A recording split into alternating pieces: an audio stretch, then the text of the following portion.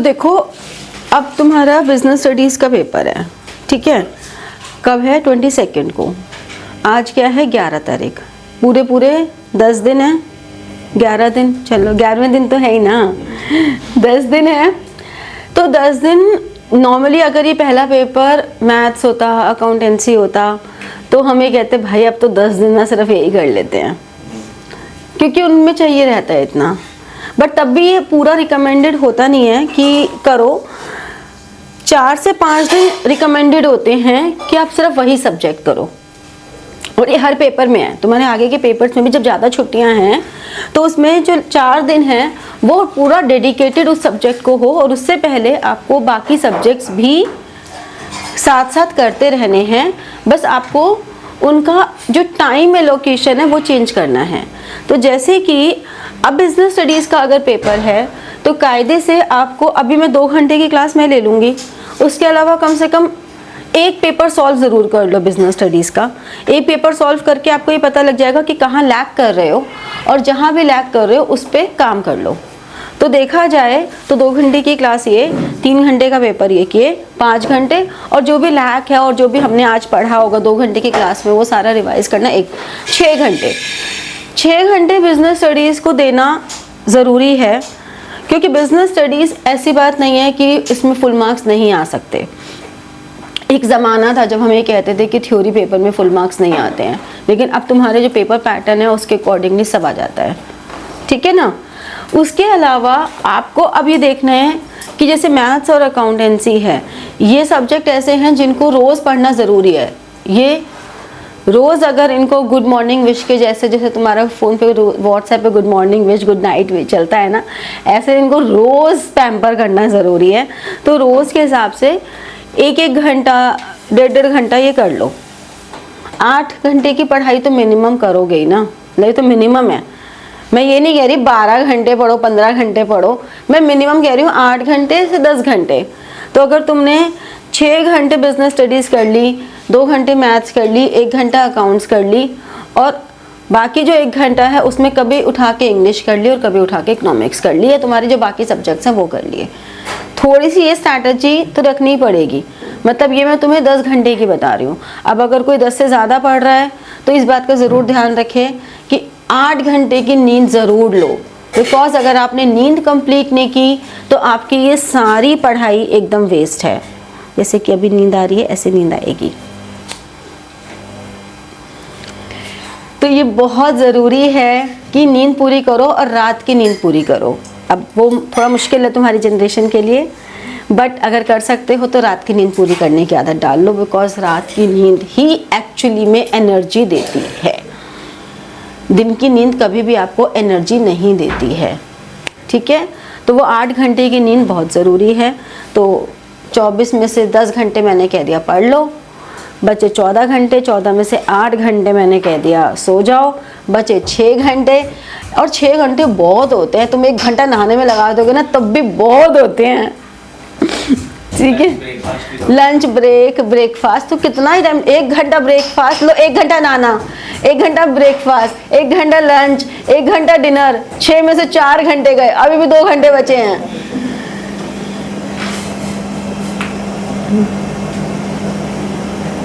ठीक है, 2 घंटे रील चला लेंगे। 2 घंटे में से 1 घंटा रील्स चला ली, 1 घंटा भी बचा, 1 घंटा दोस्तों के साथ, फ्रेंड्स के साथ, गर्लफ्रेंड के साथ, बॉयफ्रेंड के साथ, वो में तो टाइम देना जरूरी है, वरना रिलेशन टूट जाते हैं बोर्ड एग्जाम्स में सबके, है ना। बहुत टाइम है ना, तो टाइम बहुत है, बस आलस के लिए टाइम नहीं है। बात इतनी सी है, इधर से उधर पैर मारने के लिए और मम्मी बताओ, इसके लिए टाइम नहीं है, ठीक है। चलो अब हम लोग सबसे पहले आज हम कर रहे हैं चैप्टर 9 और 1, 2 चैप्टर्स हमने निकाले हैं आज के रिवीजन के लिए। तो चैप्टर 9 हमारा क्या कहता है? चैप्टर 9 क्या कहता है? बिजनेस के पैसे को कहाँ कैसे यूज करना, फाइनेंशियल मैनेजमेंट। ये बताता है कि जो बिजनेस में पैसा है उस पैसे को कहाँ यूज़ करना है। तो पहली बात तो पैसा हमें चाहिए क्यों होता है? पैसा हमें चाहिए होता है अपने एक्सपैंड करने के लिए, ऑपरेशनल एक्टिविटीज़ के लिए, कुछ प्रॉफिट बढ़ाने के लिए, इन सब के लिए हमें पैसा चाहिए होता है। कुछ शॉर्ट टर्म के लिए चाहिए, कुछ लॉन्ग टर्म के लिए चाहिए, ठीक है ना। इन सब चीज़ों के लिए हमें पैसा चाहिए। तो बिजनेस फाइनेंस की ज़रूरत हमें पड़ती है short term and long term needs के लिए, ठीक है। तो फाइनेंशियल मैनेजमेंट का जो मेन है वो क्या है कि आप प्रिक्योरमेंट भी करो, प्रिक्योरमेंट ऑफ फंड्स, अननेसेसरी भी प्रिक्योर नहीं करना। ऐसे भी नहीं करो कि ज़बरदस्ती चलो मिल रहा है तो आंधे आंधे वाला हिसाब रखें, तो वो आंधे आंधे भी मत करो। सोच समझ के प्रिक्योर करो कि फंड्स आइडियल ना रहें। और दूसरा, एप्लीकेशन, उन फंड्स को इस तरह से अप्लाई करो कि आपको वो मैक्सिमम बेनिफिट दें, ठीक है। तो मैक्सिमम बेनिफिट दें उसके लिए वो अप्लाई करना है। तो बेसिकली फाइनेंशियल मैनेजर का जो रोल है वो क्या रहा, आपके पास दो स्टेटमेंट्स होती हैं। एक होती है इनकम स्टेटमेंट और एक होती है बैलेंस शीट। अगर हम बहुत ही मेजर हेड्स में जाएं तो इनकम स्टेटमेंट में कुछ हमारे होते हैं ऑपरेशन एक्सपेंस और कुछ होते हैं नॉन ऑपरेशन एक्सपेंस, ठीक है। फिर बैलेंस शीट में हमारे पास लायबिलिटीज़ हैं और एसेट्स हैं। लायबिलिटीज़ में ओनर्स फंड है और बोरोड फंड्स हैं, और बोरोड में लॉन्ग टर्म है और शॉर्ट टर्म है। अगर एसेट्स में जाएं तो नॉन करंट एसेट्स हैं और करंट एसेट्स हैं। और नॉन करंट एसेट्स में हमारे पास टेंजिबल, इंटेंजिबल, ठीक है। ये हमारे पास एक ब्रॉड कैटेगराइजेशन है। तो एक फाइनेंशियल मैनेजर को यही देखना है, उसे देखना है कि हमें अपने P&L में हमारे ऑपरेशनल एक्सपेंसेस का कॉम्बिनेशन कितना रखना है, हमें ये कितना देखना है कि हमारा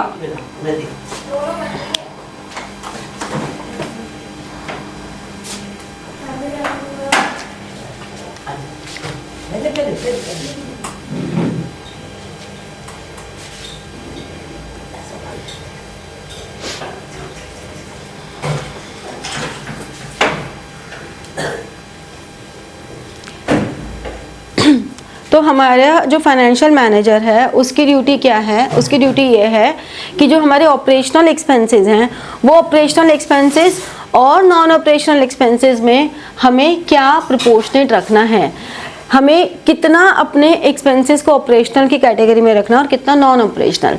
और ऐसा नहीं होता कि ये कंट्रोलेबल नहीं होता, ये कंट्रोलेबल होता है, ठीक है। फिर उसको ये देखना होता है कि हमें असेट्स में कितना करंट एसेट्स में हमारे मेजरली क्या आते हैं, कैश इन हैंड, रिसीवेबल्स और इन्वेंट्री।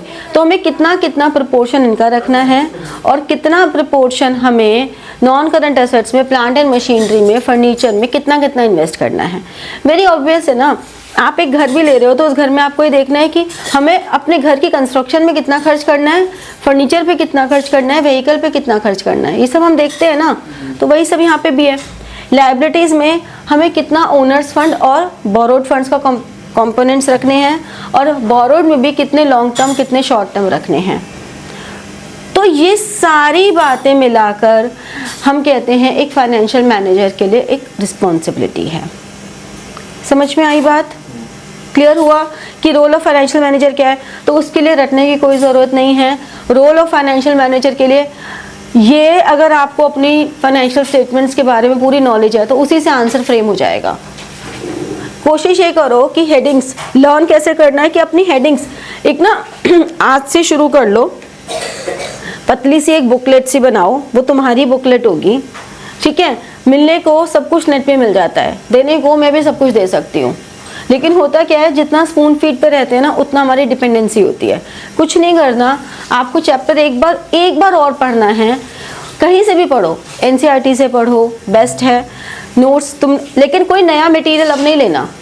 आपने जहाँ से साल भर पढ़ा है, किसी ऑथर की बुक से पढ़ा है, कोई नोट्स में से पढ़ा है, जहाँ से भी आपने पढ़ा है वहाँ से आपको पढ़ना है दोबारा, और जो मेन डेफिनेशन है वो लिखी और जो मेन हेडिंग्स है वो लिखी, बस, और कुछ नहीं।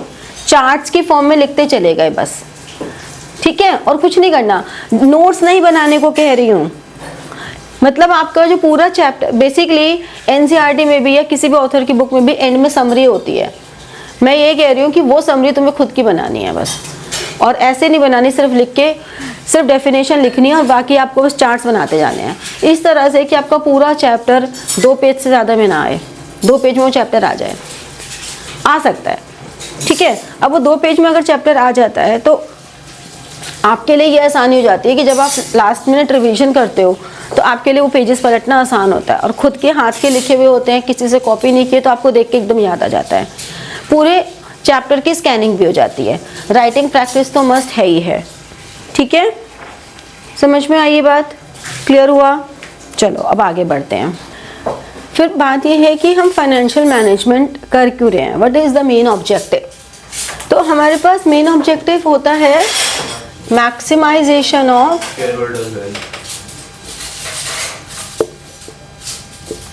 शेयर होल्डर्स वेल्थ, ठीक है। वैसे तो देखा जाए तो किसी भी ऑर्गेनाइजेशन का जो मेन ऑब्जेक्टिव क्या होता है, प्रॉफिट मैक्सिमाइजेशन।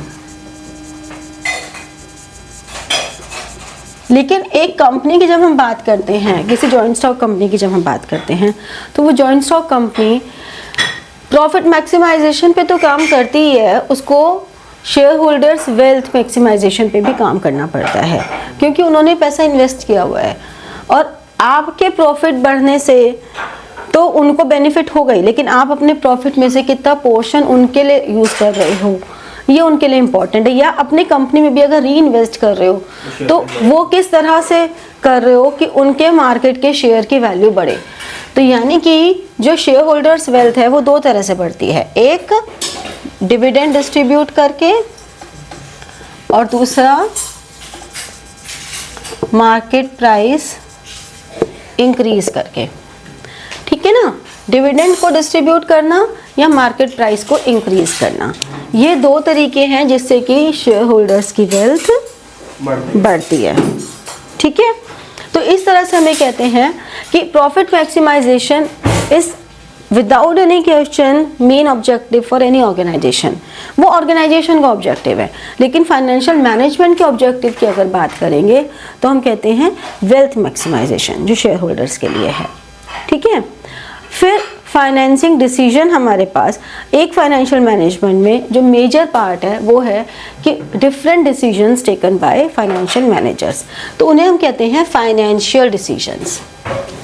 फाइनेंशियल डिसीजंस का मतलब क्या हुआ, 3 डिसीजंस होते हैं, फाइनेंसिंग, डिविडेंड और कैपिटल बजटिंग, डिविडेंड, कौन कौन से होते हैं, दोबारा बोलना। फाइनेंसिंग, इन्वेस्टमेंट और फाइनेंसिंग, डिविडेंड और इन्वेस्टमेंट। इन्वेस्टमेंट होता है, कैपिटल बिल्डिंग अलग नहीं है? फाइनेंसिंग होता है और डिविडेंड। एक हमारे पास होता है इन्वेस्टमेंट डिसीजन, एक होता है फाइनेंसिंग डिसीजन। तो देखो अगर फाइनेंशियल डिसीजन पूछे जाएंगे तो तीनों लिखने हैं, फाइनेंसिंग पूछा जाएगा तो सिर्फ यही लिखना है, ठीक है।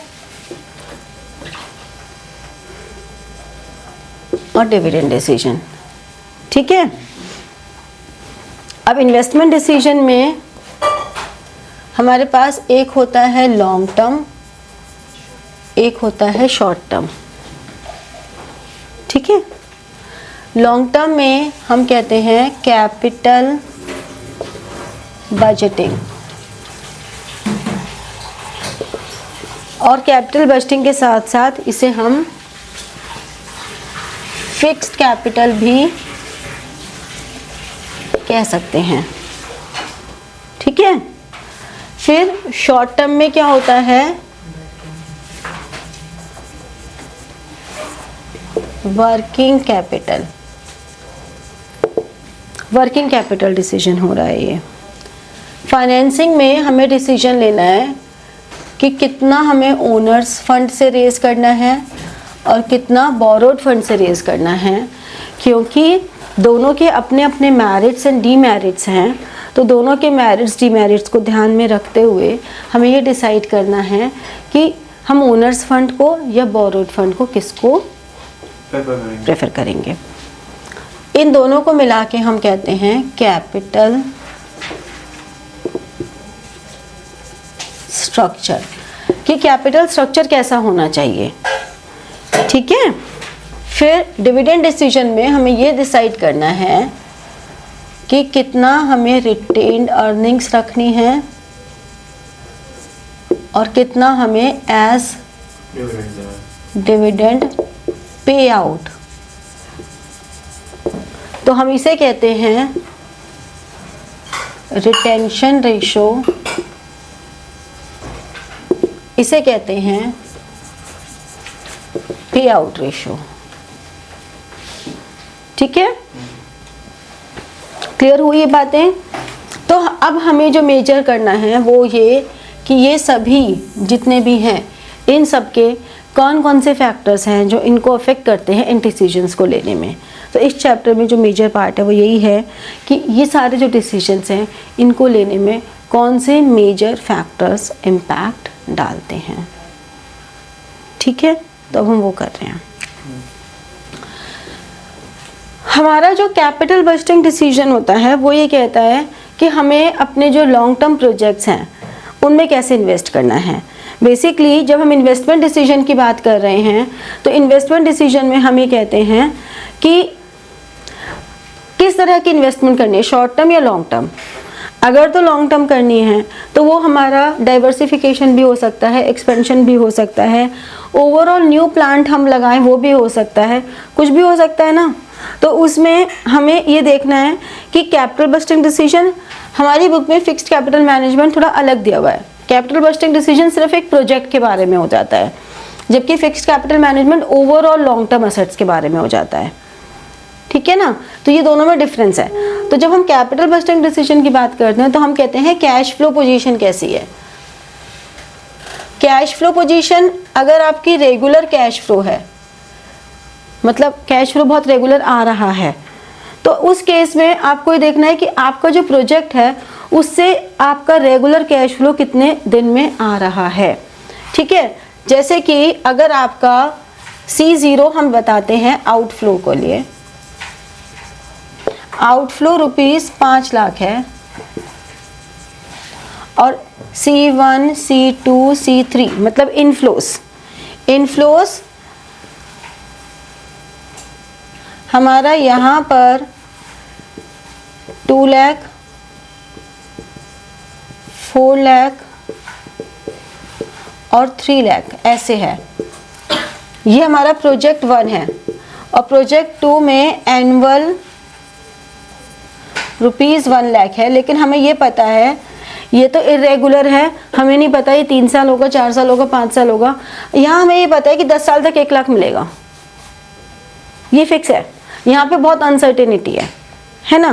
तो अब ऐसे में क्या करना होता है कि हमें कौन सा प्रोजेक्ट ज़्यादा फ्रूटफुल रहेगा देखा जाए तो सेकंड वाला, क्योंकि इसमें 5 साल में आ रहा है और हाँ, और इसमें कितने टाइम में आ रहा है, 2 साल से भी कम में आ रहा है। पता तो नहीं है। हाँ, जो रिस्क का वो देखोगे ना, परसेंटेज इसका कम हुआ मैंने तो कहा ही नहीं कुछ, मैं तो पूछ रही हूँ, मैं तो पूछ रही हूँ तुम लोगों से। पहला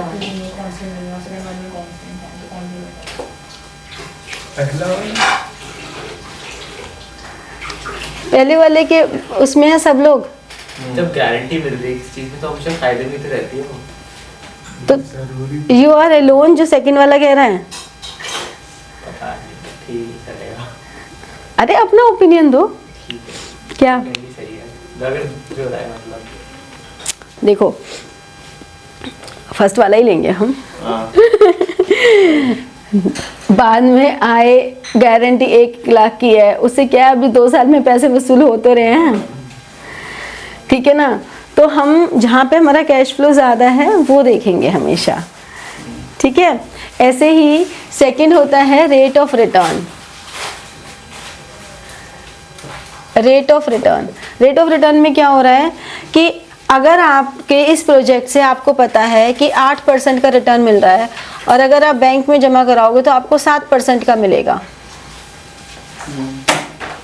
तो आप प्रोजेक्ट में डालोगे।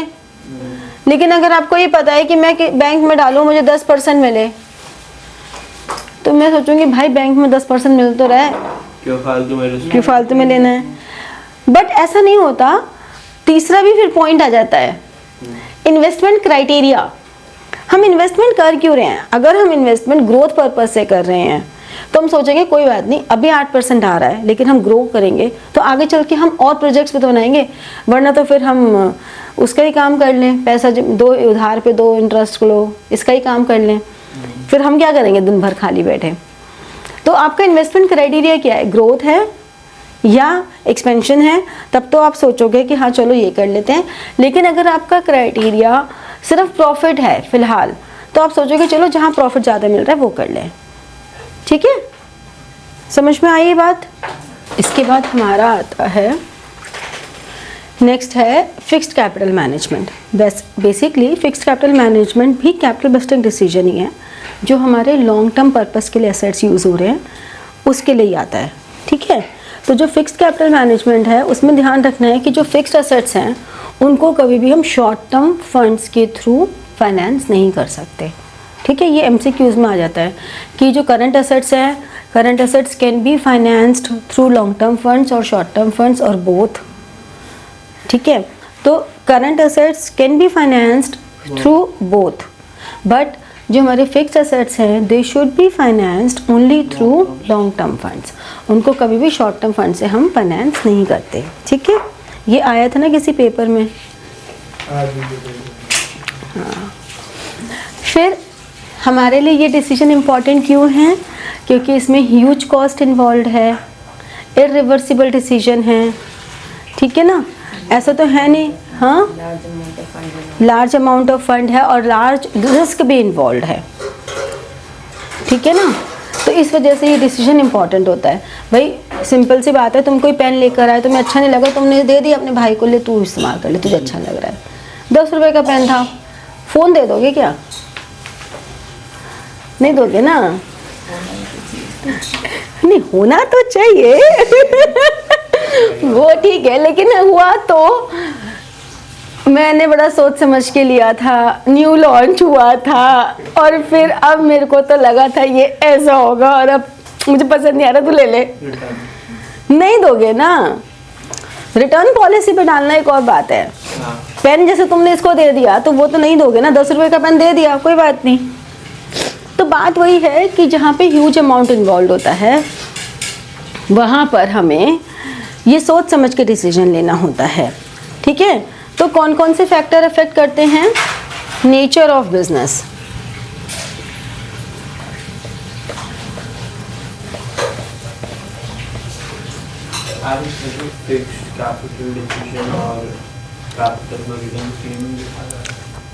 ये एनसीईआरटी वालों की थोड़ी सी वो है कि वो बोलते सेम है, उसके बावजूद भी कैपिटल बस्टिंग डिसीजन को जो फैक्टर्स अफेक्ट करते हैं वो अलग दिए हैं और फिक्स्ड कैपिटल को अलग दिए हैं। और उसका जो डिफ्रेंसिएशन है वो इस बेसिस पे किया हुआ है कि जो कैपिटल बस्टिंग है वो पर्टिकुलर प्रोजेक्ट के बारे में है कि हमें इस प्रोजेक्ट में करना चाहिए कि नहीं करना चाहिए, जबकि जो फिक्स्ड कैपिटल है ये ओवरऑल हमारा जो कंपोनेंट्स ऑफ फिक्स एसेट्स हैं उनके बारे में है कि हमें कितना कितना उसमें रखना चाहिए, कितना इन्वेस्टमेंट्स में, मतलब पूरा उसका पोर्टफोलियो है, ठीक है ना। होने को वो कैपिटल बस्टिंग ही होता है, ठीक है। अब इसमें अगर हम बात करें तो सबसे पहले तो nature of business, nature of business में क्या आता है, कैसे बिजनेस में लॉन्ग टर्म, फटाफट बताते जाओ। एक है ट्रेडिंग और एक है मैन्युफैक्चरिंग।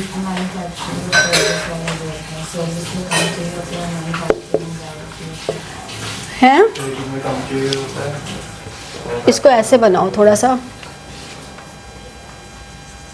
ट्रेडिंग में है, एक सर्विस है और एक मैन्युफैक्चरिंग है।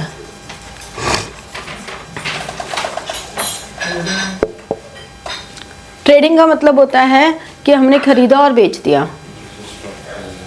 फिक्स कैपिटल तो लेस चाहिए ट्रेडिंग। फिक्स कैपिटल तो लेस चाहिए ना, होलसेलर रखेगा।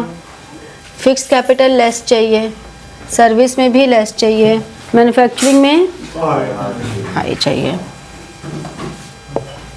ठीक है ना। दूसरा है scale of operations.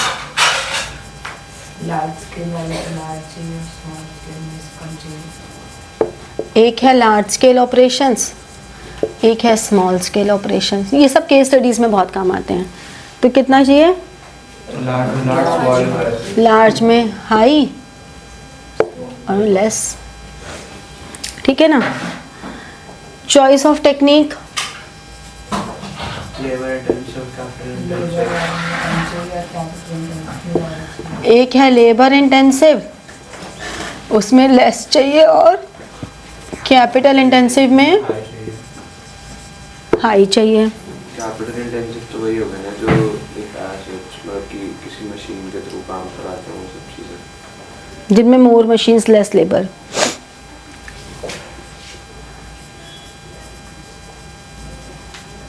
Technology upgradation,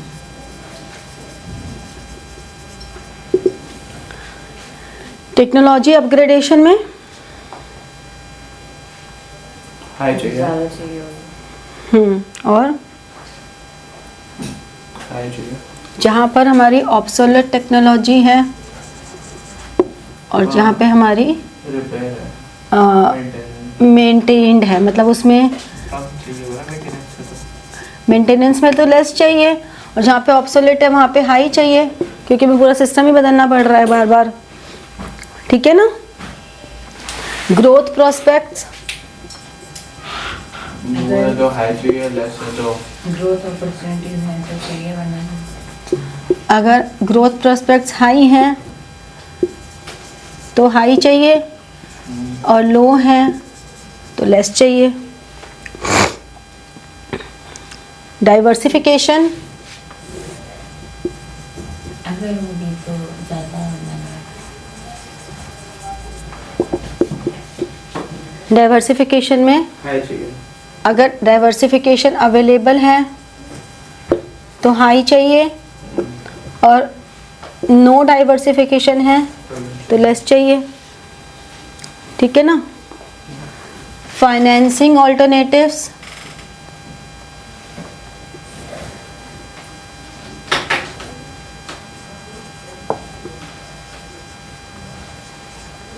financing alternatives में अगर अवेलेबल है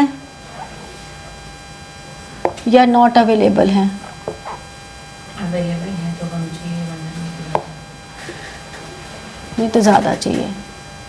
क्या होते हैं फाइनेंशियल ऑल्टरनेटिव्स? जैसे किसी कंपनी को मतलब खरीद लिया तो उसके सारे एसेट्स भी हमारे हो गए। ठीक है। और कोई? पार्टनरशिप कर ली किसी से। वो अलग अगला पॉइंट है। जो तुम बोल रही हो वो ये है।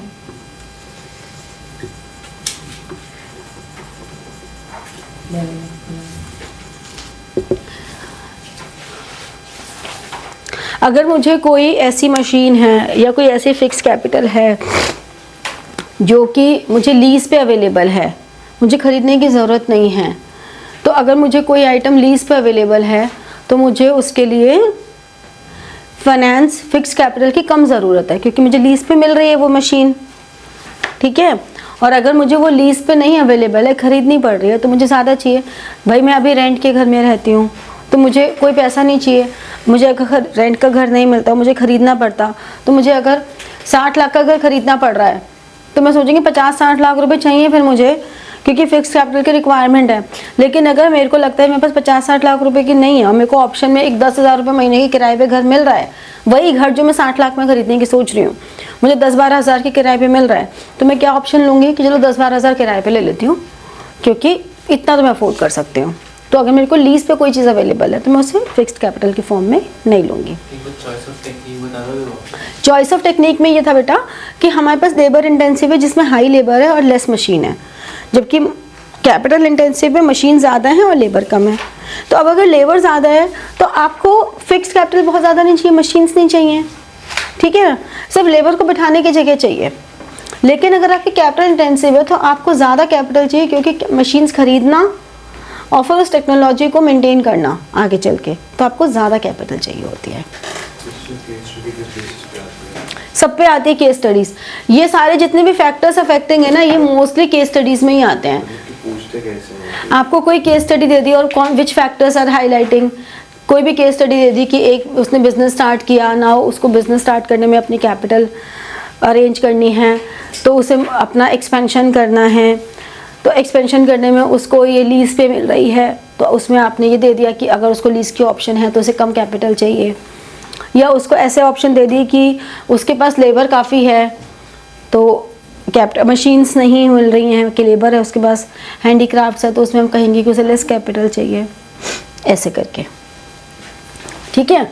लेवल ऑफ कोलैबोरेशन में और ज़्यादा कोलैबोरेटर्स हैं तो आपको अगर कोलैबोरेटर्स अवेलेबल हैं तो कम चाहिए, अगर नॉट अवेलेबल हैं तो ज़्यादा चाहिए, ठीक है ना, समझ में आया? कम बोल।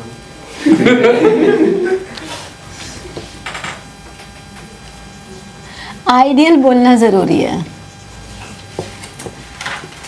क्वेश्चन भी आ जाएगा। देखो नेक्स्ट हमारे पास आता है financing decision which is completely related with capital structure. Capital structure का मतलब क्या हुआ, जो हमारा फाइनेंसिंग डिसीजन है वो ये कहता है कि ओनर्स एंड बोरोड फंड का एक रिलेशन होता है, तो हमें दोनों के मेरिट्स और डीमेरिट्स को ध्यान में रखते हुए ये देखना है, और हमने जो इन्वेस्टमेंट डिसीजन लिया उसको भी ध्यान में रखते हुए ये देखना है कि हमें इन्वेस्टमेंट डिसीजन में लॉन्ग टर्म चाहिए या शॉर्ट टर्म चाहिए। मतलब हमने पहले ये सीक्वेंस में ही होता है, हमेशा पहले इन्वेस्टमेंट डिसीजन होता है, फिर फाइनेंसिंग होता है, फिर डिविडेंड होता है, ये इसी सीक्वेंस में चलता है। तो हमने इन्वेस्टमेंट डिसीजन में जब ये देख लिया कि हमें long term purpose long term investments करनी है या शॉर्ट टर्म करनी है, तो कितनी करनी है, हाँ कितनी करनी है, तो अब हमें ये देखना है कि अगर हमें शॉर्ट टर्म में चाहिए तो हम यहाँ पे जो फाइनेंसिंग लेंगे उसमें शॉर्ट टर्म फंड्स या लॉन्ग टर्म लेंगे, लेकिन अगर हमें वहाँ पे कैपिटल बजटिंग के लिए चाहिए तो हम यहाँ पर लॉन्ग टर्म ही लेंगे, समझ रहे हो ना। तो इस तरह से ये हमें डिसीजन लेना होता है। अब जब हम फाइनेंसिंग डिसीजन लेते हैं तो फाइनेंसिंग डिसीजन में या कैपिटल स्ट्रक्चर क्या होता है, मिक्स द रेशो ऑफ डेब्ट एंड इक्विटी। अब आइडियल रेशो तो 2:1 होना चाहिए। शॉर्ट टर्म जैसे कि बैंक लोन हो गया, हाँ बैंक लोन हो गया, बैंक ओवरड्राफ्ट हो गया, बीआर डिस्काउंटिंग हो गई, ऐसे long term share debenture, public deposits भी हो सकते हैं लॉन्ग टर्म में, ऐसे भी हो सकते हैं। तो होता क्या है क्या कह रही थी मैं, हाँ कि आइडियल कैपिटल स्ट्रक्चर तो डेब्ट एंड इक्विटी का 2:1 होना चाहिए, लेकिन हमें ये देखना होता है EBIT EPS एनालिसिस के थ्रू कि हमें कौन सा डिसीजन लेना है, कौन सा कंपोनेंट रखना है जहाँ पर maximisation of shareholders wealth रहे, ठीक है, हमें इसी पे फोकस करना है, ठीक है। तो हम ब्लाइंडली नहीं कह सकते कि डेब्ट एंड इक्विटी का 2:1 होना चाहिए। तो अभी कभी भी पूछा जाता है आपसे कि कैपिटल स्ट्रक्चर कैसा होना चाहिए, तो हम ये कहेंगे कि which helps in maximisation of shareholders wealth. 2:1 कभी भी आंसर नहीं देंगे। आइडियल कैपिटल स्ट्रक्चर कैसा होना चाहिए, 2:1 होना चाहिए, ठीक है। तो अब इसमें कंपोनेंट्स में क्या क्या आते हैं, जैसे कि कॉस्ट आ गया, ठीक है। 2:1 है तो डेट टू इक्विटी है, मतलब डेट हमारा 2 है और इक्विटी हमारा 1 है, ये होता है ना। तो डेट तो फिर इक्विटी से ज़्यादा है। ज़्यादा यही होना चाहिए। अब दूसरे का पैसा लेके रिस्क खेलना चाहिए अपने पैसे की जगह। ये तो पुराने ज़माने की व्यापार की कहावत है, जो तूने अपना लुटा दिया तो तुझे कोई ना देगा, जो दूसरे को लुटा दिया तो अपना तो अपनी जेब में रखा है। तो वापस देने हैं पैसे। देने हैं, लेकिन आपने अपना लुटा दिया तो आपको कोई भी उधार नहीं देने वाला है कि भाई अपना तो लुटा दिया हमारा भी लुटा देगा। लेकिन आपने अगर दूसरे का लुटा दिया तो कोई बात नहीं, अपने से वापस कर देंगे, अपना तो रखा है और आपके पास अपने है कैपिटल जिससे कि आप फर्दर कर सकते हो। Simple is that. तो अगर प्रॉफिट है तो डेट की वही है। हाँ, तो बहुत सारे फैक्टर्स है ना ऐसे। वही ये कोई, मैंने कहा ना, कोई रूल नहीं है, ये रूल नहीं है, बहुत सारे फैक्टर्स हैं। जैसे कि कॉस्ट है, कॉस्ट में हमारे पास कॉस्ट ऑफ कैपिटल जो होती है वो डिबेंचर्स के लिए तो इंटरेस्ट होती है और शेयर होल्डर्स के लिए डिविडेंड होती है। तो हमें कितना मार्केट में प्रिवेलिंग इंटरेस्ट चल रहा है, उस प्रिवेलिंग इंटरेस्ट के अकॉर्डिंगली हमें कितना इंटरेस्ट पे करना पड़ रहा है, तो this is called cost of capital. ठीक है, तो कितनी कॉस्ट ऑफ कैपिटल है। मान लो ये तुम्हारे पास 20% का डिबेंचर इंटरेस्ट है, लेकिन अगर टैक्स रेट तुम्हारा 40% है तो तुम्हें बेसिकली जो डिबेंचर होल्डर्स को मिल रहा है वो कितना मिल रहा है। या आप अगर हम अपनी भी कॉस्ट ऑफ कैपिटल देखें, कंपनी की कॉस्ट ऑफ कैपिटल भी देखें कि कंपनी को कितना एक्चुअली में डिबेंचर इंटरेस्ट की फॉर्म में देना पड़ रहा है, कितना उसको टैक्स सेविंग हो रही है। तो उनको टैक्स सेविंग हो रही है 20% पे 40%, यानी कि 8 रुपये, तो 20 - 8 12 रुपये का इंटरेस्ट पे करना पड़ रहा है। यानी कि कंपनी के लिए जो कॉस्ट ऑफ डेप्ट है वो 12 रुपये हो गई, क्योंकि कंपनी को टैक्स सेविंग भी हो रही है उससे। ठीक है, डिविडेंड है तो डिविडेंड तो अगर 8% है तो पूरा 8% ही जाएगा, कंपनी को कोई टैक्स सेविंग नहीं हो रही है। तो कंपनी को ये देखना है कि कॉस्ट ऑफ कैपिटल कितनी है। ठीक है, तो समझ में आया। तो जो कंपनी को कम कॉस्ट रहेगी, कॉस्ट ऑफ रेजिंग फंड्स भी कह सकते हैं इसे हम, जो कम रहेगी कंपनी तो वही इशू करेगी। ठीक है ना। रिस्क, कौन सी रिस्क कैपिटल ज्यादा होती है। डिबेंचर्स के साथ क्या रिस्क है कि सॉल्वेंसी का रिस्क है। सॉल्वेंसी का पेबैक नहीं कर पाएंगे ना। कंपनी के पॉइंट से देखो कि रिस्क में उनके ज़्यादा होगी ना risk। कैसे, अगर पेबैक नहीं कर पाए डिबेंचर्स तो देखो इसका लॉजिक ये देते हैं कि कंपनी को ये देखना होता है दोनों हर तरह के सोर्स के साथ अपने अपने रिस्क है।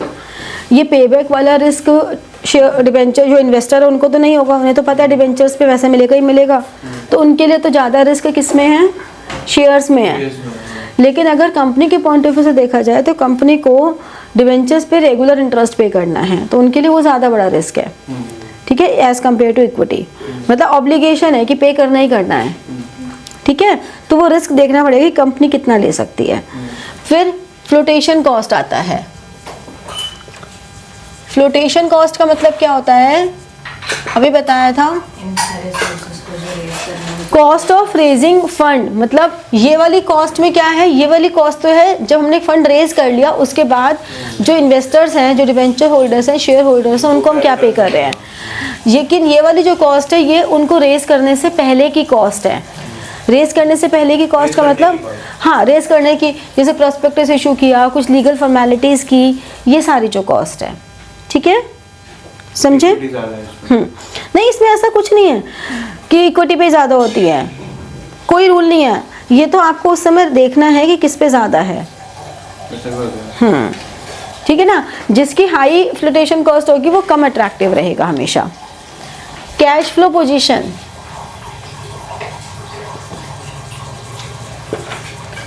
कैश फ्लो पोजीशन में अगर कैश फ्लो पोजीशन रेगुलर आपकी है तो डिबेंचर्स, और अगर इरेगुलर है तो शेयर्स। ठीक है ना। फिर आपका आता है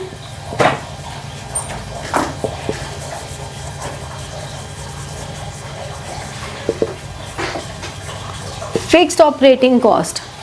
फिक्स्ड ऑपरेटिंग कॉस्ट मतलब आपकी जो ऑपरेटिंग कॉस्ट है वो कितनी है। रेगुलर में अगर आपकी ऑपरेटिंग कॉस्ट बहुत ज़्यादा है तो डिबेंचर इंटरेस्ट भी एक तरह से आपकी कॉस्ट को बढ़ा ही रहा है। तो आपको ये देखना है कि क्या आप अपनी ऑपरेटिंग कॉस्ट बढ़ाना चाहते हैं। अगर तो आप अपनी ऑपरेटिंग कॉस्ट को इंक्रीज करना चाहते हो कि ठीक है हमारी जितनी है हम और बढ़ाना अफोर्ड कर सकते हैं, तब तो आप डिबेंचर्स इशू करोगे। लेकिन अगर आप स्टेबल रखना चाहते हो तो आप शेयर्स इशू करोगे, ठीक है ना। कंट्रोल कंसिडरेशंस,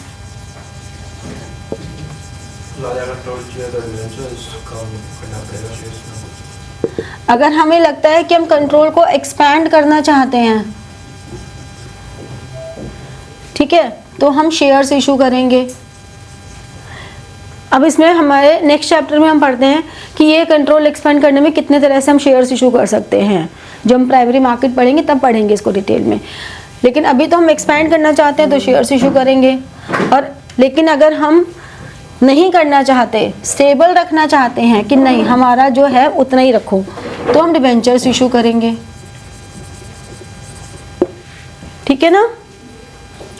फिर आपकी मर्जी नहीं चलेगी, और भी फैक्टर्स हैं जैसे कि state of capital market, market में कैसा चल रही है हवा।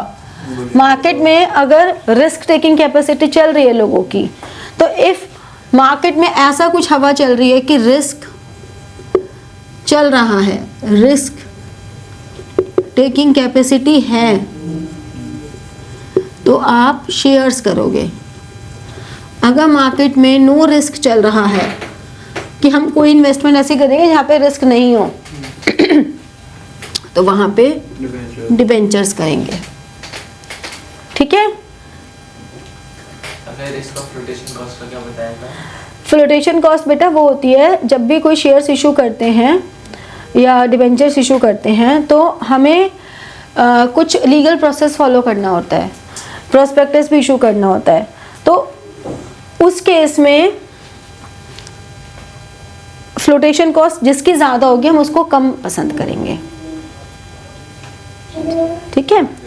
तो रिस्क है, रिस्क तो वही होगा ना जिसमें आता होगा। हाँ रिस्क तो ये है कि हाँ जैसे कि डिबेंचर्स होते हैं, डिबेंचर्स हमारे लिए चीपर होते हैं। डिबेंचर्स जो हैं वो चीप हैं बट मोर रिस्की हैं। चीप कैसे हैं? क्योंकि इनकी वजह से हमें टैक्स सेविंग होती है, ठीक है। तो इसलिए डिबेंचर्स हमारे लिए चीप सोर्स ऑफ फाइनेंस है, लेकिन रिस्की ज़्यादा होते हैं। तो किसी भी बिजनेस को ये देखना पड़ता है कि हमें ये ऑब्लिगेशन लेना है कि नहीं लेना, तो क्या वो इस रिस्क को लेने को तैयार हैं। फिर कुछ ना कुछ हमें मॉर्गेज भी रखना पड़ जाता है इसके साथ, तो वो भी रिस्क है कि हमने अगर मान लो रीपेमेंट नहीं की, हाँ तो ये भी हमारे पास एक प्रॉब्लम आ जाएगी, ठीक है। ये जितने भी फैक्टर्स हमने फाइनेंसिंग डिसीजन के किए हैं, ये सारे फैक्टर्स आपके कैपिटल स्ट्रक्चर के लिए भी आते हैं। फाइनेंसिंग डिसीजन एक बहुत ही ब्रॉड सी बात है, तो हमने इसको ऊपर ऊपर से कर लेते हैं, लेकिन जैसे ही हम इसको कैपिटल स्ट्रक्चर में शिफ्ट करते हैं तो ये थोड़ा ज़्यादा टेक्निकल हो जाता है। तो जैसे ही कैपिटल स्ट्रक्चर की बात आती है तो कुछ और चीज़ें भी आ जाती है, जैसे कि इंटरेस्ट कवरेज रेशो आ जाती है। इंटरेस्ट कवरेज रेशो क्या होती है? जितना भी earning before interest and tax है उसको डिवाइड कर देते हैं इंटरेस्ट। जितनी ज़्यादा होगी ये रेशो उतना फर्म के लिए अच्छा है, फर्म की उतनी ज़्यादा कैपेसिटी है पे करने की, ठीक है ना। तो जितनी हाई होगी उतना बेटर है, और जितनी लो होगी उतना रिस्की है, क्योंकि इसका मतलब आपके प्रॉफिट्स इतने सफिशिएंट नहीं है कि आप इंटरेस्ट पे कर सको, ठीक है। दूसरी एक रेशो आती है डेब्ट सर्विस कवरेज रेशो। क्या होती है डेब्ट सर्विस कवरेज रेशो? सारे जो legal obligation, profit after tax में डेप्रिसिएशन ऐड कर देते हैं, और क्या क्या ऐड करते हैं?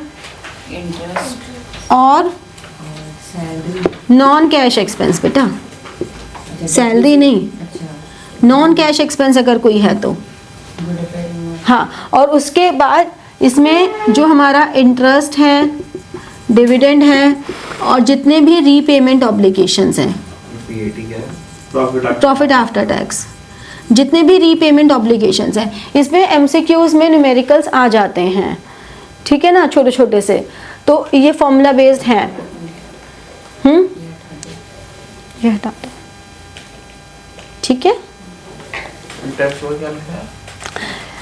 Profit after tax plus depreciation plus interest plus non cash expense upon interest plus dividend plus repayment obligations.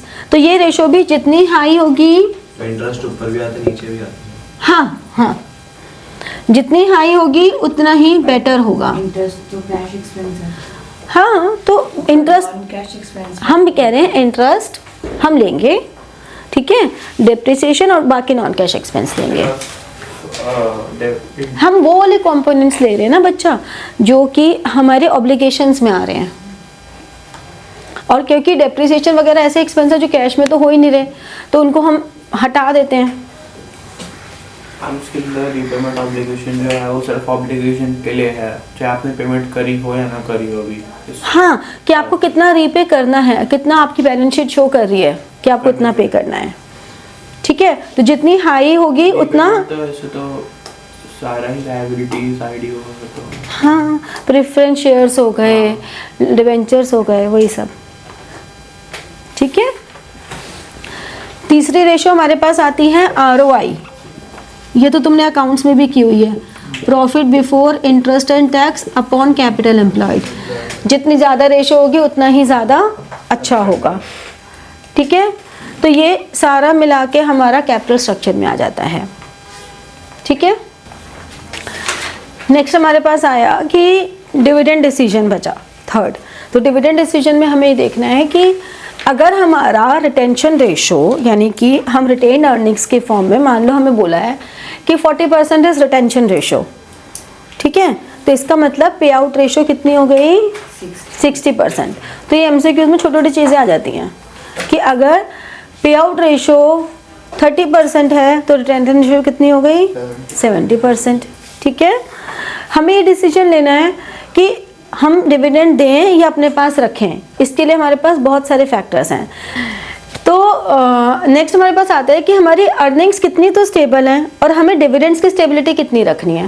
Because अगर आपकी अर्निंग स्टेबल हैं तो आप डिविडेंड पे कर दोगे, और आपने डिविडेंड्स की स्टेबिलिटी के लिए मान लो ये कर दिया कि आप एक शेयर पे मान लो 5 रुपये का डिविडेंड दोगे, तो 5 रुपये का डिविडेंड अब आपको देना है। आपके प्रॉफिट्स अगर ज़्यादा हो रहे हैं तब भी हम 5 रुपये एक शेयर पे ही देंगे। तो अब क्या होगा कि अगर किसी साल प्रॉफिट ज़्यादा भी हुए तो हम एक फंड बना के रख लेंगे, डिविडेंड इक्वलाइजेशन फंड। उससे फ़ायदा क्या होगा कि किसी साल अगर अर्निंग कम हुई तो उस फंड में से यूटिलाइज करके दे देंगे, समझ रहे हो। तो कंपनी को ये भी देखना पड़ता है। ग्रोथ अपॉर्चुनिटीज़ अगर हमारे पास हैं तो हम रिटेन अर्निंग्स रखेंगे अपने पास। This is called ploughing back of profits. Ploughing का मतलब समझते हो, वापस से लगाना, ploughing back of profits. Plough करना मतलब कुछ लगाना, ठीक है। आपकी कैश फ्लो पोजीशन अच्छी है तो आप डिविडेंड दोगे। अगर आपके प्रॉफिट्स हैं लेकिन कैश फ्लो पोजीशन अच्छी नहीं है, ऐसा भी सिचुएशन होती है, तो आप डिविडेंड नहीं दोगे। आपके शेयर होल्डर्स कैसे हैं, आपके शेयर होल्डर्स क्या चाहते हैं, ये भी आप मैटर करता है। जैसे कि अगर आपके जो शेयर होल्डर्स हैं वो एक मान लो सारे ओल्ड एज हैं, तो वो कहेंगे भाई हमें तो रेगुलर इनकम चाहिए, हमें कौन सा 20 साल बाद के लिए से करने रखना है। लेकिन अभी तुम लोग यंग बच्चे हो, तुम लोग अब जॉब में जाओगे तो तुम्हारी सैलरी अच्छी खासी आ रही है, तुम कहोगे हमें 20 साल बाद के लिए करना है सेव, तो तुम्हें भी डिविडेंड नहीं चाहिए। आप कंपनी को कहोगे ग्रो करो भाई, ग्रो करो, बाद में एक साथ पैसा देना बढ़िया वाला, ठीक है। टैक्सेशन पॉलिसी, अगर डिविडेंड पे जो टैक्स लग रहा है वो टैक्स बहुत ज़्यादा है तो शेयर होल्डर्स क्या कहेंगे, भैया टैक्स में चला जाएगा पैसा, अभी रख लो बाद में दे देना। लेकिन अगर टैक्स बहुत कम है तो this is okay to get dividend, ठीक है। स्टॉक मार्केट ऑपरेशंस, आपके डिविडेंड डिक्लेयर करने से स्टॉक मार्केट पे क्या इम्पैक्ट आ रहा है वो भी इम्पॉर्टेंट है, ठीक है। उसके हिसाब से डिसाइड करोगे। आपने अपने शेयर होल्डर से अगर कोई कॉन्ट्रैक्ट किया हुआ था तो वो कॉन्ट्रैक्ट की भी बात करोगे। तो ये सारी चीज़ें हैं जो हमारे लिए इम्पॉर्टेंट होती हैं। फिर इसमें एक हमारे पास आता है आइटम वर्किंग कैपिटल, ठीक है। अब ये मैं तुम्हें इतने शॉर्ट में इसलिए करवा रही हूँ, शुरू वाले टॉपिक्स में सबको ज़्यादा दिक्कत आती है तो मैं उसको मैंने करवा दिया डिटेल में। अब इन टॉपिक्स में दिक्कत कम आती है तो मैं इनको बहुत शॉर्ट में करा रही हूँ। जैसे कि वर्किंग कैपिटल में भी नेचर ऑफ बिजनेस, वही जैसे हम बात करें कि अगर किसी का मैन्युफैक्चरिंग है तो उसे वर्किंग कैपिटल ज़्यादा चाहिए, सर्विस या ट्रेडिंग है तो उसे वर्किंग कैपिटल कम चाहिए, क्योंकि ट्रेडिंग में तो क्या ही वर्किंग कैपिटल चाहिए, खरीदना है बेचना है। सर्विस में मुझे तो पढ़ाना है, पेड़ के नीचे बैठ के भी पढ़ा लूँगी, क्या ही फ़र्क पड़ेगा। चेयर्स नहीं होंगी तब भी पढ़ा लूँगी, क्या ही फ़र्क पड़ेगा। एक डॉक्टर को है उसके अंदर, क्योंकि टीचर है, डॉक्टर है, लॉयर है, इनके लिए क्या है, इनके अपना इनबिल्ट इनका प्रोफेशन है, इनके अंदर स्किल है, इनको किसी सामान की ज़रूरत नहीं है, इनकी स्किल इनके अंदर है, तो उनको कोई वर्किंग कैपिटल की ज़रूरत नहीं है। हाँ, जैसे जैसे अपना स्केल ऑफ ऑपरेशन बढ़ाएंगे वैसे वैसे हमें वर्किंग कैपिटल की ज़रूरत बढ़ती चली जाएगी, ठीक है ना। तो स्केल ऑफ ऑपरेशन अगर हाई होगा तो वर्किंग कैपिटल ज़्यादा चाहिए, स्केल ऑफ ऑपरेशन कम है तो वर्किंग कैपिटल कम चाहिए, ठीक है। ऐसे ही प्रोडक्शन साइकिल अगर आपका बहुत बड़ा है तो वर्किंग कैपिटल ज़्यादा चाहिए, प्रोडक्शन साइकिल कम है तो वर्किंग कैपिटल कम चाहिए। अगर ट्रेडिंग कंसर्न है फिर तो वो कैपिटल ज़्यादा चाहिए। ट्रेडिंग कंसर्न को नहीं, वर्किंग कैपिटल कम चाहिए। क्यों? क्योंकि जनरली ट्रेडिंग कंसर्न का मतलब हो गया आप रिटेलर हो। तो आपको इन्वेंट्री अपनी बना के रखनी इन्वेंट्री रिटेलर कभी नहीं बना के रखता, होलसेलर बना के रखता है। हाँ, इन्वेंट्री हमेशा होलसेलर्स बना के रखते हैं। बट अगर आप लार्ज स्केल के रिटेलर हो तो आप इन्वेंट्री करोगे तो वहाँ स्केल ऑफ ऑपरेशंस वाला पॉइंट आएगा। बिग बाजार जैसे हैं, विशाल मेगा मार्ट है, ये रिटेलर्स हैं लेकिन इनका स्केल ऑफ ऑपरेशन ज़्यादा है तो ये लोग इन्वेंट्री अपने वेयर हाउसेस बना के रखते हैं, ठीक है। ब्लिंकिट है, ये अपना वेयर हाउस बना के रख रहा है क्योंकि ये लार्ज स्केल पे काम कर रहे हैं, ठीक है। सीजनल फैक्टर्स, जब भी सीजनल फैक्टर्स में, सीजनल गुड्स में आप डील करते हो तो आप वर्किंग कैपिटल ज़्यादा रखते हो। अब तो फिर नेचर में ही वो कैपिटल ज़्यादा किसको फिर है? हम कहेंगे एक ट्रेडिंग कंसर्न को स्मॉल चाहिए होती है, एक मैन्युफैक्चरिंग को ज़्यादा चाहिए होती है। Credit allowed and credit received, आप कितना क्रेडिट अलाउ कर रहे हो। अगर आप अपने कस्टमर्स को ज़्यादा क्रेडिट अलाउ कर रहे हो तो आप अपने पास वर्किंग कैपिटल ज़्यादा रखोगे। अगर आपके क्रेडिटर्स आपको ज़्यादा क्रेडिट अलाउ कर रहे हैं तो आप वर्किंग कैपिटल कम रखोगे। कॉन्सेंट्रेट करो। अगर आपकी ऑपरेटिंग एफिशिएंसी अच्छी है, आप चीज़ों को ज़्यादा एफिशिएंटली यूटिलाइज करते हो, यानी कि आप ज़्यादा एफिशिएंटली पढ़ाई करते हो तो आपको कम देर पढ़ाई करनी पड़ेगी। अगर आप एफिशिएंटली पढ़ाई नहीं करते हो, पढ़ते समय अपना ध्यान इधर उधर ले जाते हो तो आपको नंबर ऑफ आवर्स ज़्यादा डिवोट करने पड़ेंगे, ठीक है। समझे? जागो मोहन प्यारे। अगर रॉ मटेरियल की अवेलेबिलिटी इजी है तो आपको कम वर्किंग कैपिटल चाहिए, लेकिन अगर रॉ मटेरियल की अवेलेबिलिटी नहीं है तो आप ज़्यादा स्टॉकिंग करके रखोगे। कंपटीशन अगर ज़्यादा है तो ज़्यादा वर्किंग कैपिटल चाहिए, कंपटीशन कम है तो कम वर्किंग कैपिटल चाहिए, ठीक है। तो ये सारी बातें वर्किंग कैपिटल में आती हैं। इसके बाद अब इस चैप्टर में एक चीज़ बचती है, वो न्यूमेरिकल वाला पोर्शन। तो न्यूमेरिकल कराऊं? बहुत बार करा दिया, हम बोर हो चुके हैं। हाँ चलो, अब इसके वाले डाउट्स लेते हैं न्यूमेरिकल के। फिर ये तो न्यूमेरिकल करा है, नहीं करा रही ना न्यूमेरिकल, जो उसकी डाउट है बस वो करा रही हो। अब project cost 1 lakh, annual cash flow of 20,000, यानी कि कॉस्ट 1 लाख है,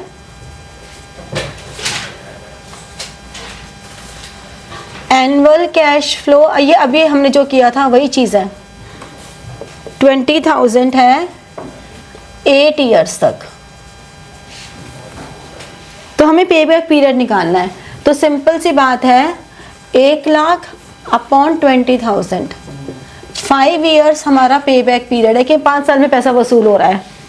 5 साल बाद आप कमाना शुरू करोगे, आखिर के 3 साल सिर्फ, ठीक है। इसमें वेरिएशन ये भी आ सकता है कि एक्चुअली में उसने कितनी नेट इनकम कितनी रही, तो नेट इनकम 60,000 रही, ये भी आ जाएगा तो कर लोगे, ठीक है।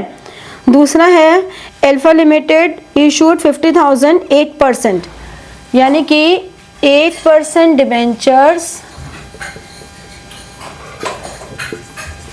50,000 के रहे,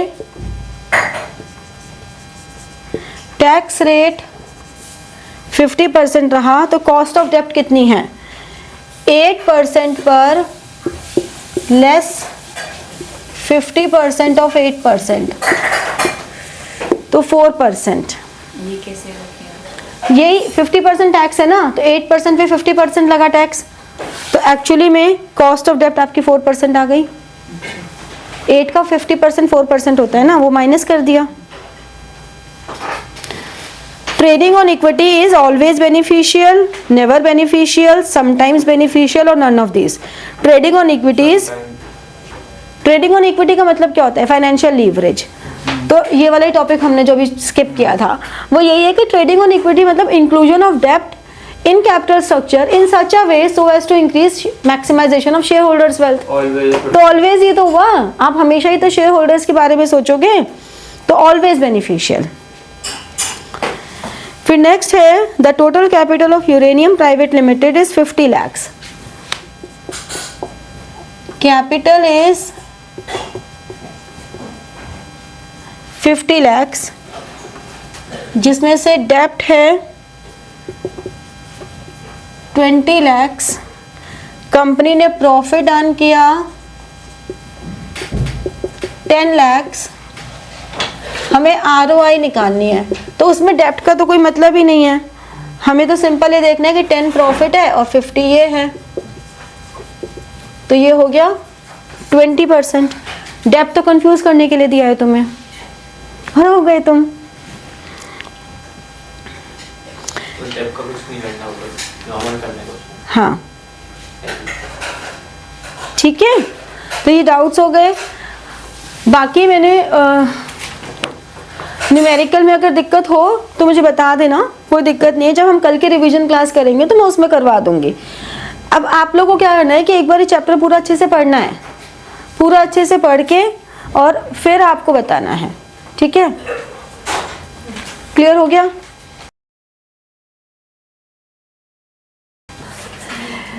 अब हम आते हैं चैप्टर 1 पे, जो कि आप लोगों के अकॉर्डिंगली बहुत ही आसान है, आप सबको आता भी है, बस नंबर नहीं आते। तो मैं एक ब्रीफ फिर भी दे देती हूँ, जिससे कि तुम्हें थोड़ा सा याद आ जाए कि चैप्टर 1 क्या था। चैप्टर 1 में बेसिकली हमारा है nature and significance of management. तो इसमें जो बच्चे मोस्टली कंफ्यूज होते हैं वो कुछ टॉपिक्स में होते हैं, तो वो मैं तुम्हें बताती चली जाती हूँ। तो सबसे पहले तो इसमें हमें ये बताना होना चाहिए कि मैनेजमेंट का मतलब क्या है। तो मैनेजमेंट क्या है? मैनेजमेंट है आप दूसरों से काम करा सको बढ़िया से, ऑब्जेक्टिव्स अचीव करने के लिए, to accomplish selected aims effectively and efficiently, process of planning, organizing, staffing, directing and controlling. Planning किसी भी न्यू ऑर्गेनाइजेशन के लिए हमेशा फर्स्ट प्रोसेस होता है, लेकिन किसी भी एग्जिस्टिंग ऑर्गेनाइजेशन के लिए planning is not the first function, ठीक है? तो मैनेजमेंट क्या है? मैनेजमेंट ये है कि आप दूसरों से काम करा सको। It is a process of working with others, through others, directly और इनडायरेक्टली, ये मैनेजमेंट है, ठीक है? तो मैनेजमेंट में अगर हम बात करते हैं तो मैनेजमेंट के कॉन्सेप्ट की जब हम बात करते हैं तो हम कहते हैं management has to see that task are completed and goals are achieved. अगर गोल्स आपने अचीव कर लिए timely, that is called effectiveness. अगर आपने गोल्स मिनिमम कॉस्ट के साथ अचीव किए, दैट इज कॉल्ड एफिशिएंसी। तो इसमें बच्चे सबसे ज़्यादा कंफ्यूज होते हैं कि आपको केस स्टडी दे दी कि किस पर्सन ने इफेक्टिवली काम किया, किस पर्सन ने एफिशिएंटली काम किया। तो जिस पर्सन ने कॉस्ट कम लगाई वो एफिशिएंटली काम कर रहा है, और जो पर्सन टाइम पे गोल अचीव कर रहा है वो इफेक्टिवली काम कर रहा है। तो अच्छी मैनेजमेंट वो है जो आप इफेक्टिवली और एफिशिएंटली दोनों तरह से काम करें, मतलब with minimum cost with in the stipulated time, right task with the right budget on the right time, वो आपकी मैनेजमेंट होती है, ठीक है? तो आपको इफेक्टिवली और एफिशिएंटली दोनों को साथ लेके चलना है, टाइम एंड कॉस्ट दोनों को साथ लेके चलना है, ठीक है? वो मैनेजमेंट होती है। तो मैनेजमेंट क्या है कि गोल ओरिएंटेड होती है। आपको मैनेजमेंट की ज़रूरत ही तब पड़ती है जब आपके पास कोई गोल होता है। अगर कोई गोल ही नहीं है तो मैनेजमेंट किस बात का? तो management is a goal oriented process, कि आपको गोल होगा, कोई टारगेट होगा, कोई ऑब्जेक्टिव होगा, कोई एम होगा, उसी को अचीव करना, वो आपकी मैनेजमेंट है। जैसे कि हम लोग अपनी क्लासेस को मैनेज कर रहे हैं अभी, तो हमारा गोल है ना कि हमें बिजनेस स्टडीज में 100 नंबर लाने हैं, लाने हैं ना?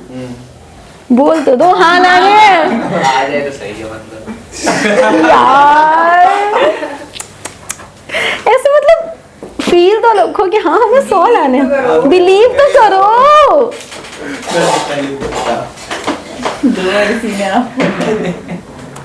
ऑल परवेसिव, ऑल परवेसिव का मतलब क्या है? Every organization has to use in every country. Her level पे ना वो भी है मतलब परवेसिव वर्ड का मतलब होता है which is common to all, at all levels, in all type of organisation, in all type of culture, religion, country, everywhere. Management हर किसी को चाहिए। एक छोटे से बच्चे को भी मैनेजमेंट चाहिए कि मुझे अब खेलने जाना है, मुझे अब कार्टून देखना है और अब मुझे मम्मी से बचने के लिए सोना है कि वो पढ़ाए ना, तो उसे भी मैनेजमेंट करना होता है। और मैनेजमेंट आप लोगों को भी करना होता है कि हमें कब सेल्फ स्टडी करनी है, कब हमें ट्यूशन जाना है, कब हमें सोना है, कब हमें फ़ोन चलाना है, टाइम पास करना है, तुम्हें मैनेज करना पड़ता है। मैनेजमेंट सबको करना पड़ता है।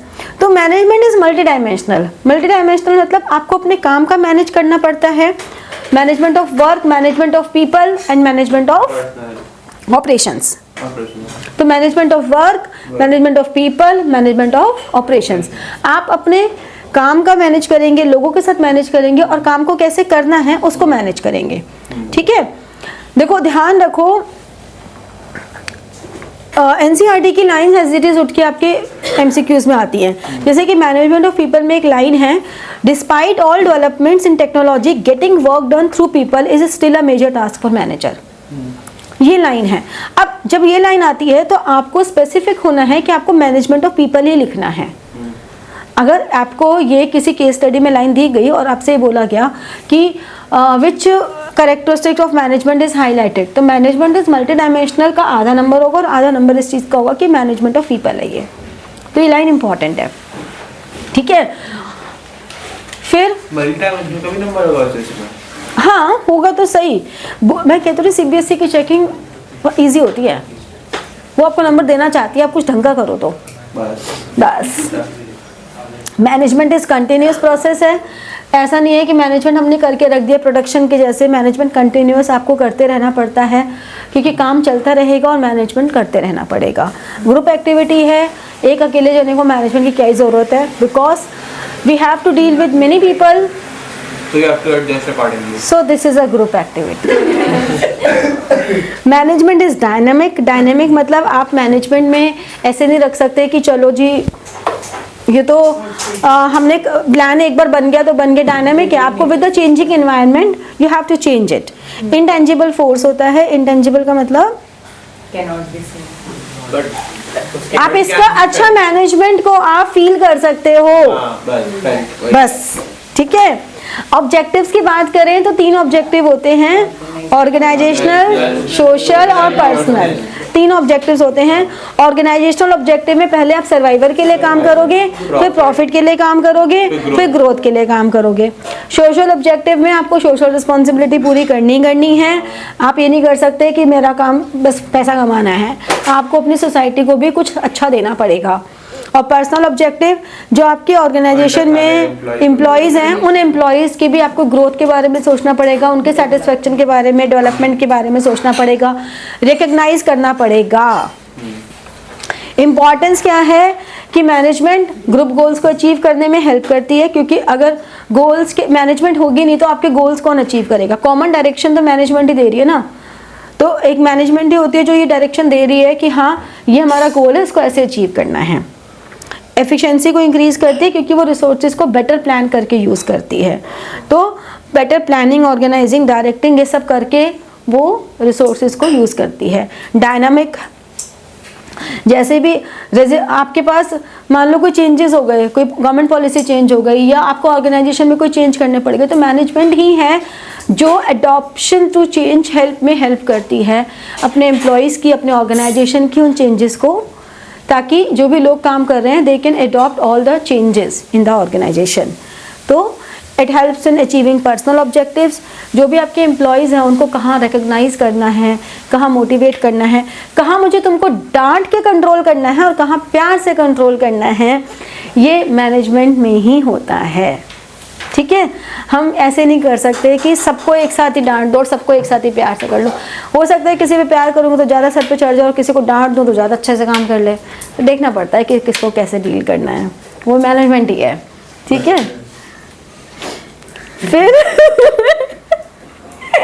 Management helps in development of society. एक सोसाइटी की जो डेवलपमेंट है वो मैनेजमेंट के थ्रू क्यों हो रही है? बिकॉज आप सोसाइटी के रिसोर्सेज यूज़ कर रहे हो, आप रिसोर्सेज को एफिशिएंटली यूज़ कर रहे हो, इफेक्टिवली यूज़ कर रहे हो, तो इनडायरेक्टली सोसाइटी के डेवलपमेंट में तो हेल्प कर रही है। अगर आप अच्छी क्वालिटी के प्रोडक्ट्स दे रहे हो, सर्विसेज दे रहे हो, आप अपने एम्प्लॉयज़ की डेवलपमेंट पे बहुत फोकस कर रहे हो, तो वो सोसाइटी की तो डेवलपमेंट हुई। ठीक है, फिर जब हम नेचर की बात करते हैं तो मैनेजमेंट एज एन आर्ट भी है, एज अ साइंस भी है, एज अ प्रोफेशन भी है। हाँ, आर्ट में देखें तो मैनेजमेंट आर्ट क्यों है? क्योंकि आर्ट की अपनी एक थ्योरी है, पर्सनलाइज्ड एक्सपीरियंस है। ऐसे ही मैनेजमेंट का भी एक अपनी थ्योरी है, हम लोग पढ़ ही रहे हैं। पर्सनलाइज्ड एप्लीकेशन है, पढ़ते हम सब हैं, लेकिन उसको अप्लाई कैसे कर रहे हैं, वो पर्सनलाइज्ड एप्लीकेशन है। जैसे जैसे हम प्रैक्टिस करते रहेंगे हमारी अच्छी होती रहेगी, लाइक एनी आर्ट, जैसे डांस है, हैंड राइटिंग है, म्यूज़िक है, ड्राइंग है, ये सब चीज़ें हमारी बेटर होती हैं जैसे हम और एक्सपीरियंस करते हैं, है ना। मुस्कुरा लो, आप दिल्ली में हैं, आप राष्ट्रीय ट्यूटोरियल में हैं, मुस्कुराइए, है ना। पूरे टाइम हंसते रहते हो, ऐसा क्या मैं जोक सुना रही हूँ क्या? पूरे टाइम स्माइलिंग फेस चलता है। फिर मैनेजमेंट साइंस है, लेकिन this is not science like physics और chemistry, this is inexact science, we can say it as a social science, क्योंकि इसकी भी एक सिस्टमेटिक बॉडी ऑफ नॉलेज है।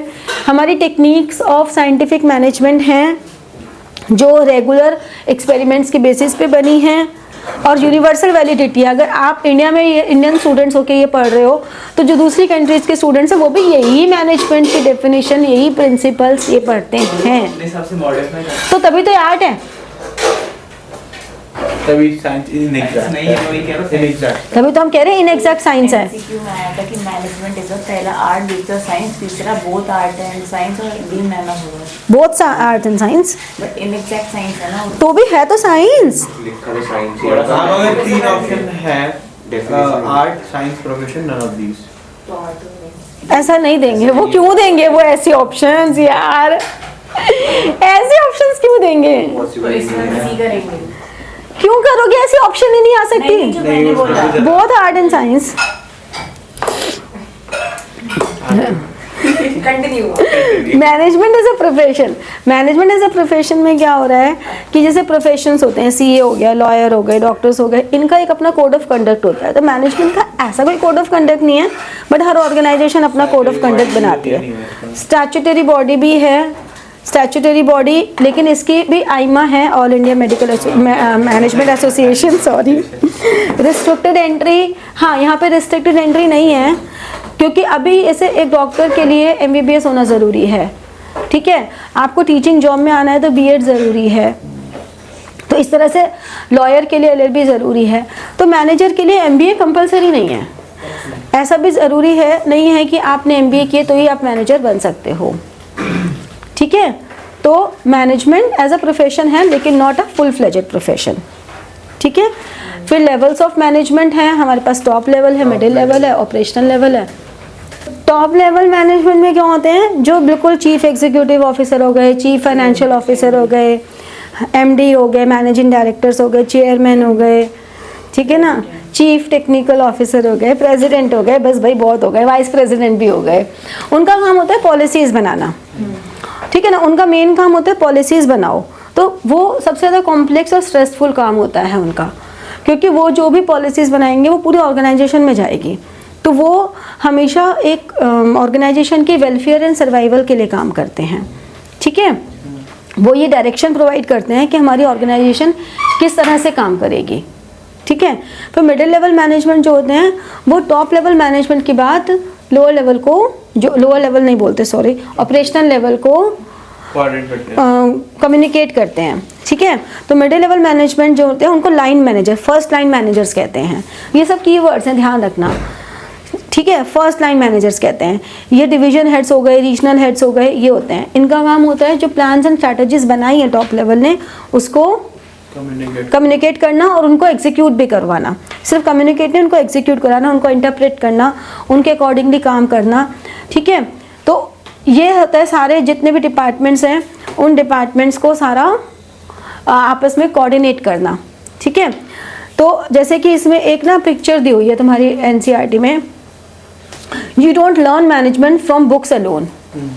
ये कहाँ, ये पिक्चर मेरे को एकदम देख के याद आ गया, ये किस टॉपिक की पिक्चर होगी? आर्ट।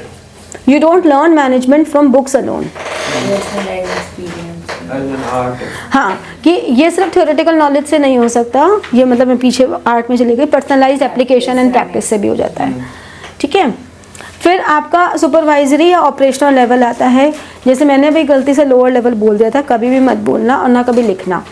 ठीक है, सुपरवाइजरी या ऑपरेशनल लेवल है, ये बेसिकली ऑपरेशनल क्यों है, क्योंकि जो कुछ भी ऊपर के लेवल्स ने बातें की हैं उनको एक्चुअल एग्जीक्यूशन, उनको एक्शन प्लान में लेकर आना, ये इस लेवल का काम होता है। इनकी डायरेक्ट जो लेबर, प्रोडक्शन लेबर है, उनसे डायरेक्ट कम्युनिकेशन होता है। तो जो भी डायरेक्ट प्रॉब्लम्स आ रही हैं उन प्रॉब्लम्स को ये समझते हैं और ये अपने ऊपर वालों को बताते हैं कि भाई ये प्रॉब्लम आ रही है। तो एग्जीक्यूशन की प्रॉब्लम्स यही बताते हैं। ठीक है, फिर हमारे पास फंक्शंस आते हैं जो हमारे आगे आगे एक चैप्टर हैं, planning, organising, staffing, directing, controlling. अब यहाँ पे बच्चे कहाँ अटक जाते हैं? जनरली आपसे कुछ भी पूछा जाता है, जब कोई केस स्टडी पूछी जाती है तो आपको ध्यान रखना है उसमें आपको आइडेंटिफाई द फंक्शन पूछा है या आइडेंटिफाई द कॉन्सेप्ट पूछा है।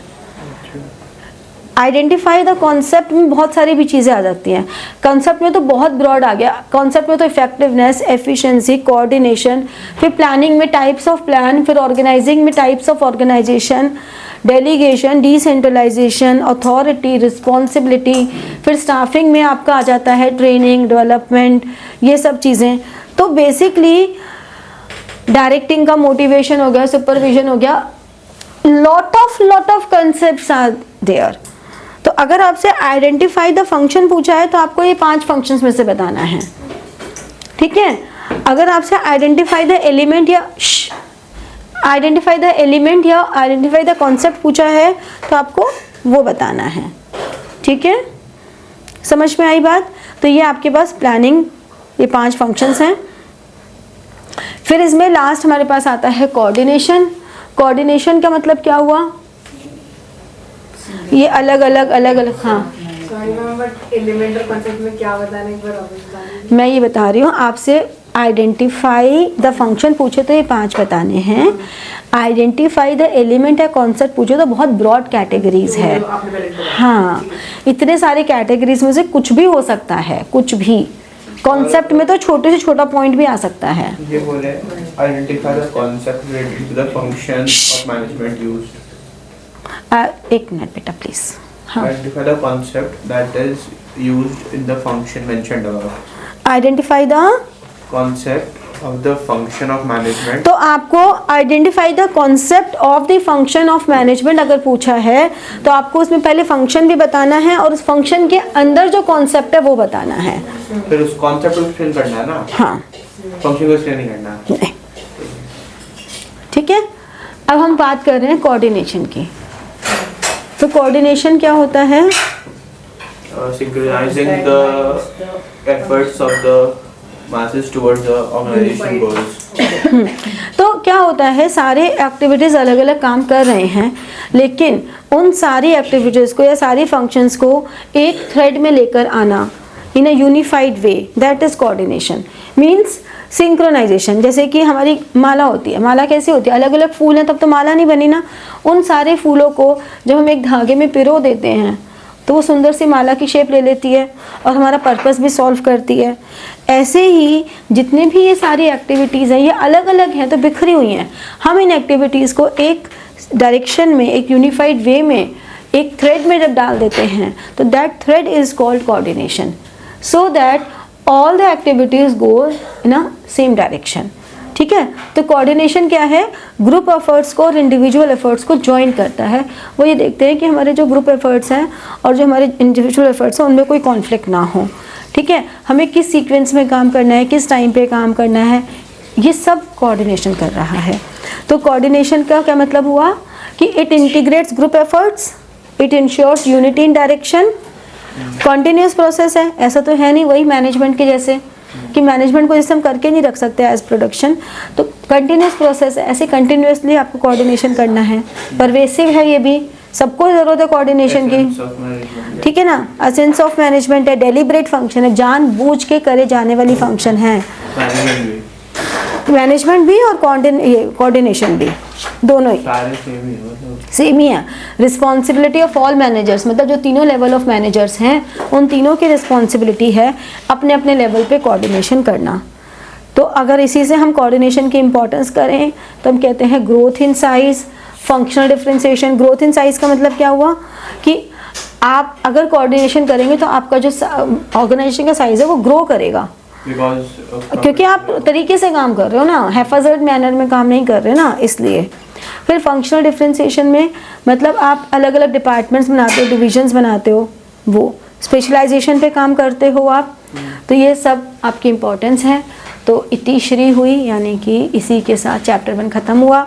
क्योंकि तुम लोगों ने कहा था कि चैप्टर 1 में हमें ज़्यादा दिक्कत नहीं है, तो मैंने चैप्टर 1 बहुत जल्दी जल्दी करा दिया है। अगर किसी को इन दोनों चैप्टर्स में से अभी भी कोई क्वेश्चंस की फॉर्म में लगता है कि हमें ये क्वेश्चंस को क्रैक करने में दिक्कत आ रही है या ये टॉपिक में दिक्कत आ रही है, तो आप मुझे मैसेज कर देना ग्रुप में, लेकिन प्लीज़ इंडिविजुअल मैसेज मत करना, ग्रुप में करना, क्योंकि इंडिविजुअल चैट मिस हो जाती हैं, ग्रुप की चैट बनी रहती है। हम दिक्कत आती है कि आइडेंटिफिकेशन में। मैं वही कह रही हूँ, अब आप लोगों को एक टारगेट मिला है कि आज ये दोनों चैप्टर्स को अच्छे से गो थ्रू करके इसके क्वेश्चंस को गो थ्रू कर लो, और फिर जहाँ भी आइडेंटिफिकेशन में दिक्कत है वो ग्रुप में डाल दो। कल की क्लास में पहले हम डाउट्स कर लेंगे, क्वेश्चंस के डाउट्स हों चाहे टॉपिक के डाउट्स हों, उसके बाद आगे का करेंगे, ठीक है। तो कल हमारा क्या है schedule? 8 chapter 2 and chapter 2 and 10 है ना, शायद 2 and 10 ही है। 2 और 10 दोनों वगैरह आधा 10 तो रोज छोटा है। चलो ठीक है, तो अब जयराम जी की से करा रहे हैं। अच्छे से तो मैं कराई, क्या कहना चाह रहे हैं भाई? नहीं ना, जैसे ये वाला कराया था पूरा अच्छे से एक्सप्लेन कर दिया। हाँ, तो इसीलिए मैंने उनको स्टार्टिंग के डेज में रखा है, क्योंकि मुझे पता है 9-10 चैप्टर ऐसे हैं जितनी मर्जी बार करा दो कम ही पढ़ते हैं। चलो, ऑल दी बेस्ट।